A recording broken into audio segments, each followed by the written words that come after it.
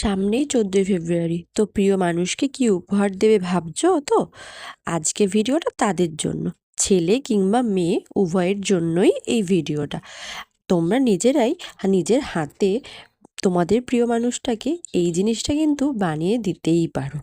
হ্যাঁ, আজকে আমি বানাচ্ছি গোলাপের ব্রুজ, যেটা ছেলে কিংবা মেয়ে উভয়ই ব্যবহার করতে পারে। প্রথমেই দেখো আমি ক্লেটাকে ভালো করে মেখে নিয়েছি এবং মেখে নিয়ে খুব আলতো হাতে কয়েকটা পাপড়ি বানিয়ে নিয়েছি। তোমরা যতটা বড় করতে চাইবে ঠিক ততটাই করতে পারো। আমি এখানে খুব একটা বড় করিনি, কারণ এটা ছেলেরাও ব্যবহার করতে পারে, তাই জন্য। আর মাঝেরটা খুব আলতো হাতে একটু ঘুরিয়ে প্যাঁচ খাওয়ার মতো করে নিয়েছি। তারপরে একটু একটু করে আঠা দিয়ে একটা করে পাপড়ি নিয়ে সেটার মধ্যে আটকে দিয়েছি। দেখো কি সুন্দর একটা গোলাপের মতো হয়ে গেল, খুব কড়ির মতো। এটা দিয়ে তোমরা এই প্যাটার্নটায় তোমরা যে কোনো জুয়েলারিও বানাতে পারো।